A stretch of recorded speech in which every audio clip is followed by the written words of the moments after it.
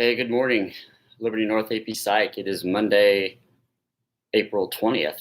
So I think we are starting week 5 of virtual learning, which is really kind of amazing when you look back on it. I think that's true. I think that's accurate. Yeah, which is craziness. It doesn't seem that long, really.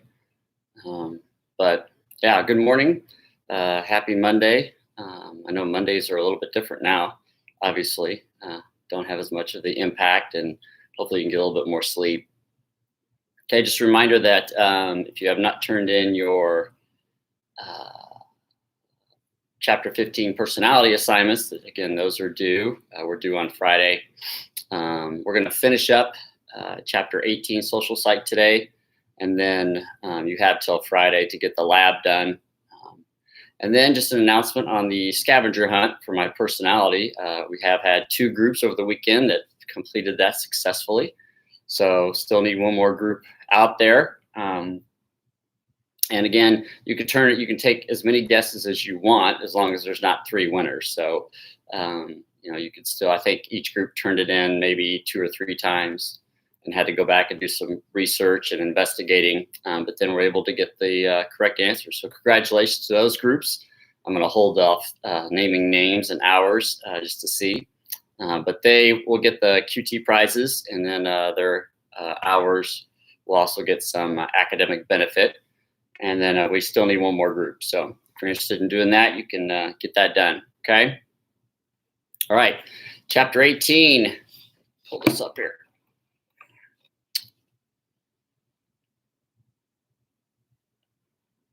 Okay, so we're going to finish AP Learning Targets 10, 11, and 12. And then down here at the bottom, I've got kind of the essential question, which is actually pretty easy once we get past this part here. So I'm just going to kind of explain that to you. Now, again, just a reminder, AP testers, that this is not going to be on your AP test, okay? So, but again, it's part of the dual credit curriculum and part of the giving you psychology, college curriculum in psychology, so that you can use that when you move on. But just keep that in mind, okay? All right, so AP Learning Target number 10 says, basically just ask processes that contribute to the different treatment of group members. So basically on Thursday, we talked about all the different group influences on behavior and mental processes, okay? Same thing, we're continuing on with the group theme. But what we're looking at is just within the group or in different groups, again, what are factors that can increase or change the treatment of people in different groups, or even in my group, okay?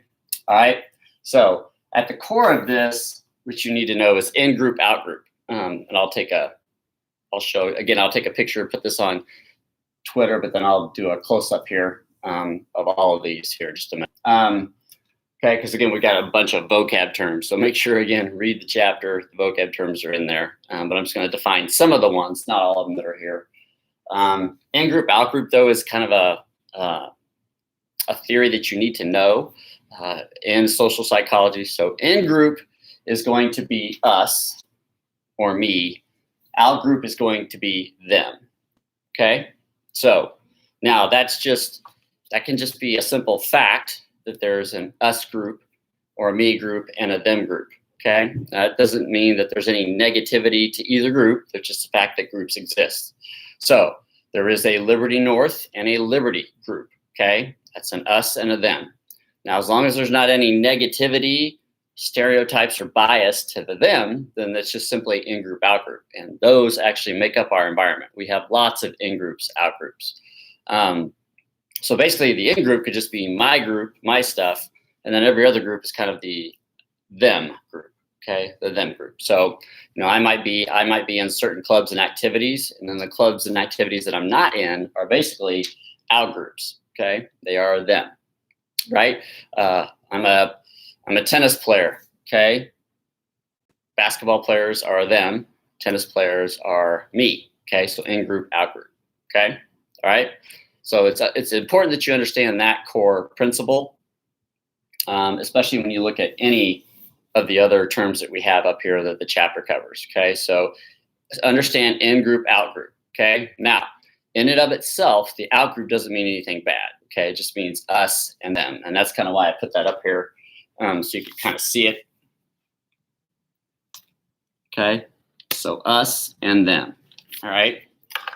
Now, prejudice, okay, is going to be when my out group or the them group, I have negative feelings, generally unjustified negative feelings, stereotype or biases towards. Okay, so if I have an in group, out group of Liberty, Liberty North, and Liberty is fine, it's just a different group than me, that's fine. But if then I start assigning negative attributions, negative connotations, stereotypes, and biases to Liberty because they're not my group, that's where we get into prejudice. Okay. All right. So, and then I think just about any term here that you have up here, and again, I'll show those here in just a second. I think you need to understand them in the concept of in group, out group. Okay. All right. Ethnocentrism. Okay. Right. Which I wrote up their own culture. Okay. All right. And that's the belief or the kind of opinion that everything should be compared to my culture, my group, right? To determine whether it's good, bad, or normal, if it's the right thing to do. Okay. So ethnocentrism is to believe, kind of to look through my stuff as better, but basically it's to compare cultures, groups to my group, okay, to what's normal, right? So you kind of can see again, so then in group, out group, okay, ethnocentrism basically means I'm going to compare everything through the eyes of my group, right? My group that's the normal. So I'm going to compare it all to my group, okay, all right? And just kind of maybe assume that that's going to be the standard, all right, in which I can compare and look at all things, all right? Okay, then we've got bias up here, which we'll talk about down with your essential question. But bias is basically a pattern of thinking, a tendency to think a certain way, right? Okay, now, again, in-group, out-group bias, right? So there's in-group bias is going to be the idea that, my group's going to have a tendency of thinking a certain way. In American culture, we do. We think individualistically, okay? And that's kind of how we view everything, okay? So we have an individualistic bias, if you will. And that's just kind of how we view everything in our culture and in our world, all right? So you can kind of see how these piggyback off of each other and relate to each other. But I think the biggest concept is in-group, out-group. If you can get that, then you can kind of understand everything else, okay? Scapegoat theory. I'll skip discrimination. I think you guys could probably know that. Scapegoat theory is when basically I tend to blame the out-group. So if something happens, and if the out-group is negative, but I'm going to basically use the other group as a scapegoat to blame them for things that have happened. So, in World War II, a lot of the social psych going into World War II. So, a lot of the blame for things. Well, actually, if you go back to World War I, Germany was the scapegoat for that whole entire war and mess. Now, obviously, they had a large part in it, but they weren't the only one. Okay. And that's kind of what left in the Treaty of Versailles, kind of what left and kind of led to World War II, is because we used Germany as a scapegoat. Republicans and Democrats use each other as scapegoats all the time, right? And, a really good determination of the state of our political system are the Republicans and Democrats in group, out group, which is what they should be, or is there prejudice involved? In other words, the out group is so negative and we assign them negative attributes, stereotypes, and biases, okay? And man, when you look at our state of our political system today, it's kind of like in politics, they've gone here, definitely in certain things and with certain people. So it should be just an in-group, out-group. That's what it should be, okay? There's Republicans and the Democrats. They're part of the political system. I'm probably going to get into one of those groups, right? And the other group is just different, all right? So scapegoat is when I start to blame the other group for things that happen. Unnecessarily, that's just kind of my tendency, is to use a scapegoat, okay?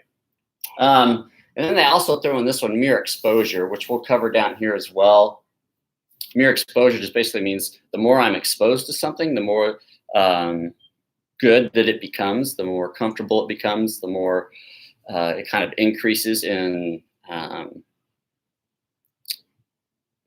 to think of a word, increases in attractiveness to me, I guess, if you will. It just becomes normal. It becomes better the more that I have it. Now, that doesn't work in all things. Some of you with math, okay, you've been exposed to math over and over and over, and it's not becoming better for you. You still don't like it. You still can't, you're not good at it, so on and so forth. But in general, the more that I'm exposed to things, to groups, to situations, to people, the more familiar they become, the more comfortable I become with them. Okay? All right, so I'm going to show these up here real quickly. Back it up. All right, so these are the terms that are in AP Learning Target number 10. Most of those are in your book. If they're not, you can replay the video for the definitions. But again, at the core of all of that is just to make sure you understand in-group, out-group, right? There's an in-group, which is my group, and then there's an out-group. And there's several out-groups. But that's just that they're different than me, right? Then if it moves into the out-group has negative traits, characteristics assigned to it, then we get into prejudice, okay?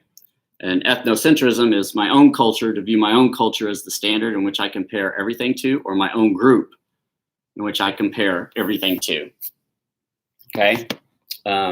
Bias is my own group has its own way of thinking. Scapegoat, we tend to blame the other group, right? Okay, and mere exposure, the more that I'm in a group, the more that I like it, okay? Like the people, like the places, okay? All right, so all those are kind of just terms, theories, principles that can use to basically describe how there could be different treatment. So the key thing on this one is treatment. I probably should underline that. Treatment of different people in different groups, okay?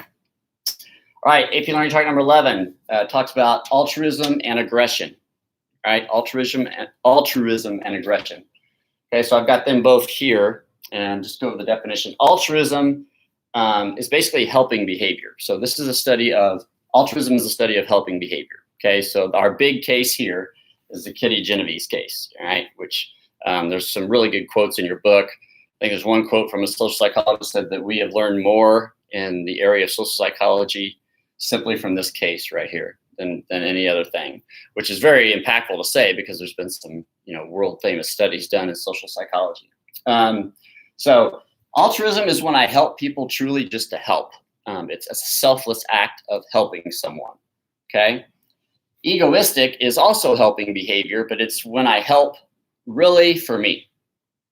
Now, I still help, which is a good thing. But in the end, some people believe in egoistic theory that in the end, every helping behavior comes back to some component that I'm doing it for myself. Even if it's to avoid feeling bad or to make myself feel good. Even if it's, hear people say, well, I would have helped because I know somebody would have helped me. That's still egoistic because it's about me, right? Altruism is about nothing about me. I'm going to purely help for the sense of helping. Okay. Now, I think that these people would argue that this does not exist, that there is no purely selfless helping behavior. There is research, obviously, to support that there is. And there are cases in which you can't find anything that the person would benefit or gain from doing it. Okay. A lot of times they lose their life. So if you study war, tragedies, there are people truly helping to help. Okay. So both of those, I think, now, both of these, we can help with some selfish motive. We're still helping, right? If you help to get community service hours or whatever, that's egoistic helping, right? If I help just to truly help, I don't benefit from anything, then that's altruism. Okay. Now, again, you need to read about the Kitty Genovese case. You need to watch the video that I have posted on Canvas. Basically, this is a huge case. It basically also said that helping behavior is largely impacted by the situation. Okay. It doesn't necessarily have to be about the person. Okay.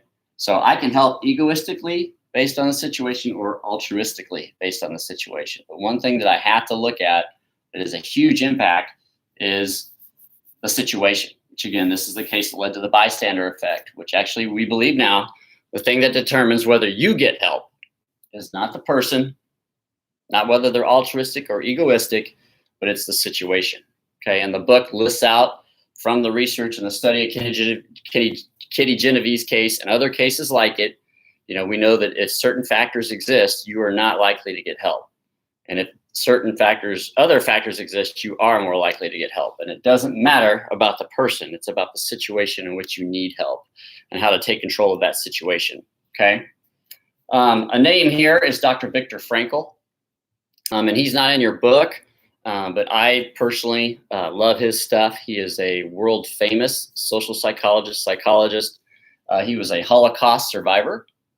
And what he did is he basically saw in the Holocaust, he saw tons of accounts of altruistic behavior, people sacrificing themselves for others, for the good of mankind. And even in the horror of the Holocaust, there were awesome displays of humanism, altruistic helping, empathy, sacrifice. So he survived.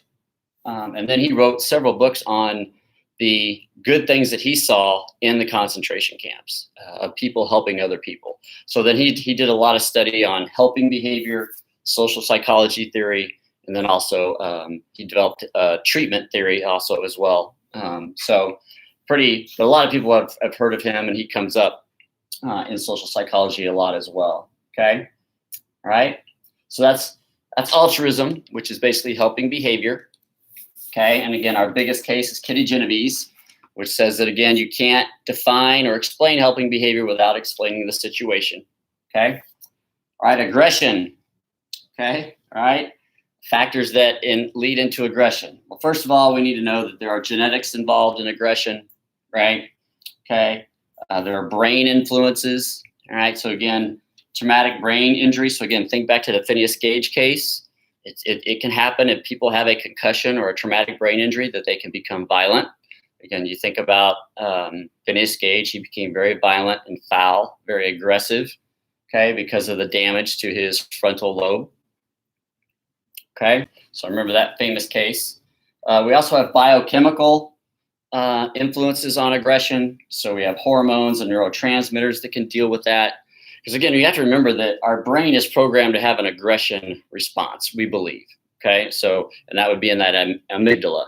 Or maybe if you don't call it aggression, you call it basically a different type of emotion. Okay, but our emotional center is our amygdala, and there are biological instances for aggression. Okay, now I think that's debated. I think that's pretty debatable. I think there's some people that believe that, according to research, we're not programmed, or there isn't anything genetic in us being aggressive. It's a completely learned behavior.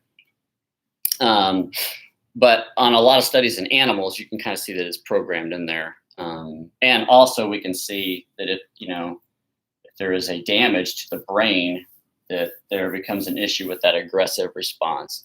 And we believe that if aggression is biological, it's in that amygdala with that strong emotional response. So, but the book talks about genetic factors that they found in research. We know by studying case studies of brain injuries that it can lead to that.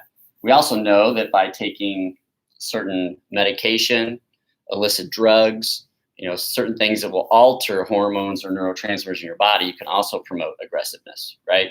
Okay. We also know that sleep, that state of sleep, that state of brain biochemical state can induce aggressiveness, because most of your dreams are aggressive. They're violent. Okay, so it seems to be there. Okay, and then also, can you learn aggression? Absolutely. Okay, it can be a part of behavioristic model, observational learning. We've talked about that with Bandura as well. And then there's a frustration aggression principle. And basically that's simple. If I get frustrated, or if I am frustrated, I can easily slip into aggression. So if I'm already frustrated, then that can lead to aggression pretty quickly. Okay. So you've got about everything in the gamut of psychology you can use to explain it. Okay. All right. And I didn't write down Bobo doll observational learning, but probably should. I'll probably write that down for the afternoon live stream. Okay. All right. And then here, I'll share those real quickly. Oops, too close.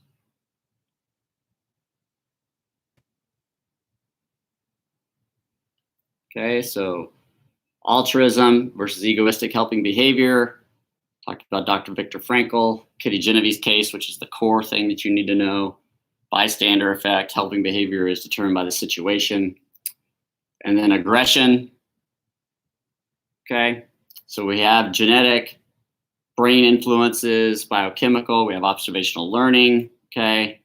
We have frustration, but also, again, I think the key of the chapter is that aggression can be promoted by the situation as well, okay? So to fully get an understanding of aggression, it's not just these things, but it's also the situation, okay? All right, number 12, which is attraction, okay? All right, and basically they just ask you the social psychology factors that are involved in attraction, okay? Which can all go back to in-group, out-group, right? Okay, so again, I would view the if there is prejudice, I'll view the in-group as being more attractive, more appealing than the out-group, okay? But attraction, so you have the mere exposure effect, which again, the more that I'm exposed to something, to someone, the more attractive, the more normal, the more comfortable it becomes, okay? So that's like trends. If trends take over and they stay for a long time, mere exposure effect, they're more attractive, okay? Now again, this doesn't mean it, like, so Liberty or Missouri is going to be more attractive because we have more exposure with it. But, obviously there's some of you that I love the East Coast. I'm a beach guy. So the more that I have exposure with that culture, the more I like it, the more attractive it becomes. Obviously, culture has a lot to do with what's attractive. The book talks about that, but our norms, our standards dictate what's attractive. Glasses are coming back in as far as being attractive. They weren't. I think in the 80s they were, and then they weren't in the 90s. You just have different things because of culture that actually becomes attractive. Proximity, which again, if we go back to Gestalt here, proximity. So things that are closer to me in proximity, I tend to view as more attractive, and also things that are similar to me, okay, I view as more attractive. So there's just some basic things on attractiveness right there. These are all theories that were listed in the book. So the one that you might not know is mere exposure effect, which basically just says the more I'm exposed to something, the more attractive it becomes, the more comfortable it becomes. It's like if you try something new for the first time, you're not sure if you're going to like it, but then the more you do it, the more you kind of like it and enjoy it, the more it becomes attractive. Okay, that's kind of the same thing, but it can obviously happen with people and situations. Obviously, there's that cultural term again. You need to always know culture. So culture definitely influences what's attractive, what type of style, hair, body build, it's all there. Okay, and then proximity and similarity. Okay, all right, finally, my essential question for the chapter. I just put this one on there because it's kind of weird, because when you see the essential question, it doesn't look like it possibly deals with anything in social psychology. So I wanted to make sure that we were okay on that and could answer it. I think you guys could, but it says, how does the bias of a researcher affect their conclusions? Okay, so it's right there on the top. So if you look at that, you might be thinking, well, that has nothing to do with social psychology. What the heck kind of question is that? It's more about chapter 1, research, research methods, okay? All right, so how does the bias of a researcher affect their conclusions, okay? Now, again, what you need to do and what you could easily do is just put research in the sense of in-group, out-group. I mean, that would be easy. My research is in-group. Other people's research is out-group. Maybe I have a bias towards my own research, right? So that's out-group, prejudice, negative research, that type of thing in social psychology. Okay, you can also use the examples of, all the world famous studies that we have talked about. Okay, but down here at the bottom, sorry. Okay, so basically I just defined bias for you just to make sure you know, because that's kind of the key central term that relates to chapter 18 that's in the question. So bias is a tendency to think a certain way, and it is a heuristic. It's a mental shortcut, okay? And favoring one's own group or one's own view, okay? So it's a tendency or pattern to think a certain way, but then also So you can think in an in-group, out-group principle way, if you think about it. And then you favor one's own group or view of research over other research. Okay. All right. Okay. And then bias and research effects. Okay. So again, we talked about hindsight bias. We talked about overconfidence way back in chapter 1. 3 obstacles to sound science is hindsight bias, overconfidence, and generalization, which all could be because of bias, right? Okay. It also could be bias because, I don't look at the entire situation, which I think is what the whole goal of chapter 18 was telling us when we first added it to psychology in the 1930s and 40s, was that, we were biased towards finding answers. We were all explaining behavior based on the individual, the individual factors. And we were biased against the social situation. We were looking at the social situation. But to have a clear understanding of science, of behavior, I've got to look at the individual and the social situation. I've got to add that into, my paradigm, my schema of being able to explain correctly behavior, personality, learning. I just need to add that in there. Okay. Got a question here. Don't opposite attracts though? Yes, a very good question. Yes, I think with all of these, so we're talking about similarity down here. She's probably talking about, yeah, you can find, absolutely. There are cases when opposites attract. Now, is that an all or nothing theory? I don't think so. I think, I think that you could have opposite attract here, but you could also say similarity. I think overall, if you look at the studies, and then based on everything that we've learned, we are more attracted to things that are similar to us, similar viewpoints, so on and so forth. Now, there are definitely cases in which opposites attract. And my wife and I are that way. I'm more of I was the athlete. She was music. It poses challenges, obviously. You bring extra things into the relationship. But at the same time,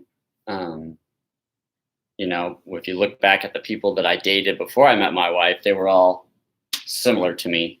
And I think she would say the same thing. So yeah, not an all or nothing, but yeah, definitely opposites do attract. But if we're truly talking about what makes us comfortable, it's similarity. Okay, so very good question.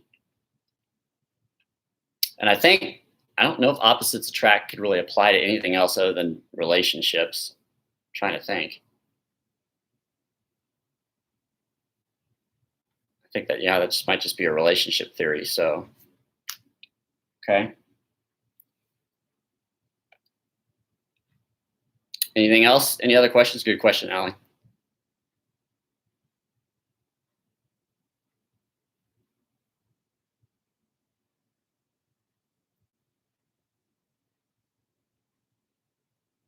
Okay. All right. So I've got one more live stream this afternoon for chapter 18, and then we'll be moving on to psych disorders, which will be phenomenal. That'll be very interesting. And I'll have some very interesting videos that I'll post in that as we start that tomorrow. Okay. So don't forget, all you need for chapter 18 is just the lab, which does involve taking a stab at the scavenger hunt and then watching some videos and kind of summarizing the research, which again, you'll love the videos. It's very amazing stuff. And then we're going to move on to 16 and 17, but we'll put those together as psych disorders and treatments. So we'll do them together. Okay. And again, I think when we enter that, very fascinating stuff. I think one of the most popular classes in all colleges is abnormal psych. So if you get a chance to take that, which you can take now with college credit and in normal psychology, you could take abnormal or psych disorders, which is what it's called, which is very, very phenomenal. Okay. All right. So again, the whole goal of this chapter, though, remember, is Lewis formula, right? So behavior is the function of the individual and the situation, right? Okay, we have to look at both. And fundamental attribution, when we're trying to explain things, we have to consider the situation in trying to explain behavior, okay? All right, which is what this is also saying, okay? It's just different how do we explain different situations and groups that lead to different opinions, attitudes, biases, treatment of other people, helping behavior, aggressiveness, and attraction. Okay. All right. All right. Happy Monday. Have a good day. If you have any questions, let me know.